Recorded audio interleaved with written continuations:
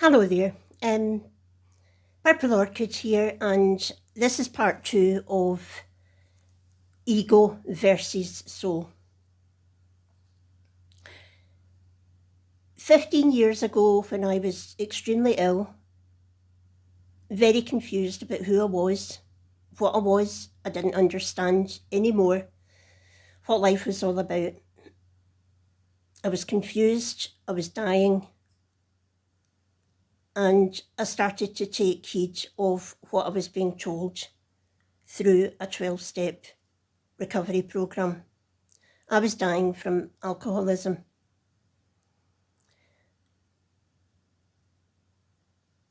Now, recovery only begins with stopping drinking, and that is only the beginning.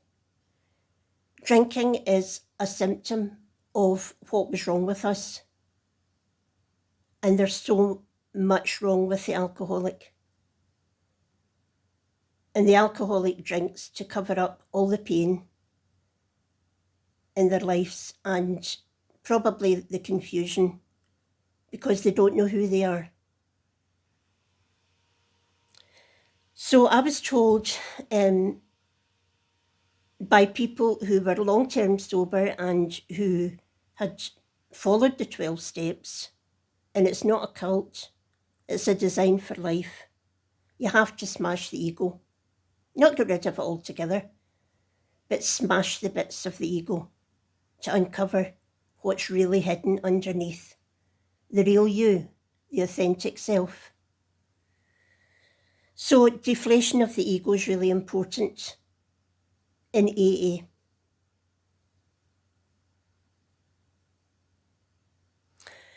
If anyone visited an Alcoholics Anonymous as a visitor to listen to the stories, you would be totally amazed at the vulnerability and the evidence of shared humility and openness as people admitted their failings, things you would never do to anyone else normally.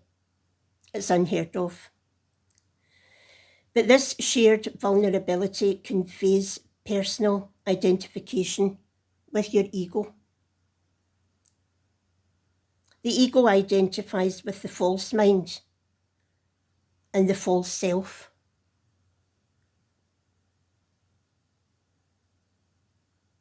People ask, why doesn't more self-centeredness creep into Alcoholics Anonymous meetings? One, because dismantling the ego is built into the 12-step program. And the 12 traditions ensure that there is no ego-based drama. None whatsoever. You will not find drama in an AA meeting. Addiction is the core of self-centered thinking and behaviour. But if you come to an AA meeting as a stranger and as a beginner, you will find that there's a radical form of honesty that you would not believe, where the ego-based sense of self is cleared out and there's interpersonal respect. First of all, there has to be self-forgiveness. This is really important, first and foremost, and it's very hard to do after you've been a performing alcoholic. There has to be this self-forgiveness. There's a sincerity and loving kindness towards each other because we admit our innermost, most painful secrets that we've never done in the outside world, but we're all sharing these painful, embarrassing, horrible secrets with one another, and we're loved. The more ego which controls your life, the more drama there will be. The opposite of power moves is evident. It's quite the opposite of power moves. It's not power, it's coming from your heart. When working on ego, the individual has an insatiable urge for control. but learning to let go the power of the ego to surrender all this false ideology. We can now grow, and growth is now directed towards soul as it moves away from the ego. Some defend the ego with their life, preventing to let people in to see the real person, warts and all. Soul encourages us to stop reacting. We're responsible for our own behaviour, and we have a choice to react or not to react. And this is something I've learned. And people might think I'm soft, I've got no character. But when I step back and don't react, that's because I've learned that it doesn't do me any good. I can see the bigger picture now that I couldn't see before. And it looks as though, I'm against people, I'm taking sides with people, and it's not that. I try to get into the real person and not believe what I'm seeing online, because people react out of fear, anger, and ego, basically. The problem is to help us discover in AA a chink in the walls which our ego has built, through which the light of reason can shine. So there is somewhere in all of us a chink of light, but if you've built up a wall, nobody can see the light of reason, and you can't either. And once we begin to uncover our ego and begin to let our soul shine through, our eyes begin to open to the immense value which have come straight out of ego puncturing. And that is massive. For us, recovery isn't just about stopping drinking or whatever addiction you suffer from. It's about investigating the ways of the ego and trying to change on the basis of that knowledge. Those suffering from addiction typically have a large amount of toxic shame and low self-esteem, along with the accompanying symptoms of hurt, insecurity, isolation, depression, and an ability to love and be loved. That's false pride. Toxic shame causes the ego to attempt to control everything and everyone in its path. Self-centered fear results in avoidance and addiction.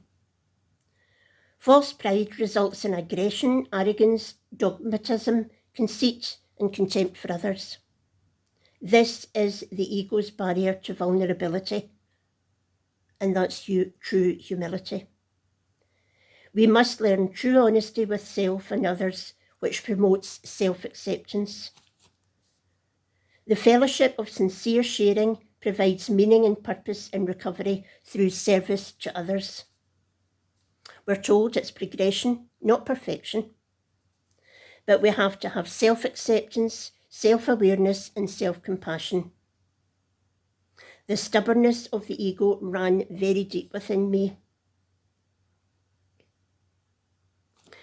And it kept me from sharing, it kept me ill, it kept me until I almost died. And I want to say I'm not perfect. I get it wrong. I do react. I reacted the other day. And it's very seldom that I do react because I'm too busy enjoying being in the moment with my husband, with my family, and enjoying the present moment. I cannot allow things to drag me down and allow me to go to bed with a burden that I have to react to the next day.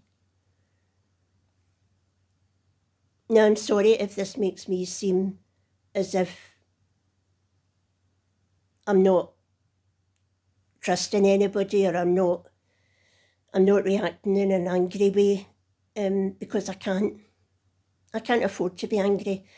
And when I see people who have stopped drinking or whatever and coming in and being part of a gossip, that's not good for anybody who is just stopped drinking, because that will eventually make you drink again. And it's nobody else's fault. Nobody in any group can encourage somebody to drink. I heard that recently, that they're trying to make a person drink again. That's bullshit. Nobody upon no one can make you drink again. I have a choice every day of either lifting a bottle or enjoying my life, and my choice is to enjoy my life no matter who throws hurt at me, who says things about me. That's nothing to do with me. That's their issue about me, because they're living in their lower self.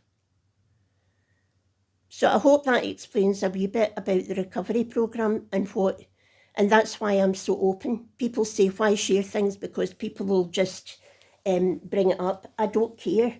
I have to share experiences that I have gone through because I don't have that ego anymore. I want to show who I really am and what I went through and the horrors I went through, because it just might help one other person. Have a great day. Be good to yourselves. And I hope the sun shines. Bye.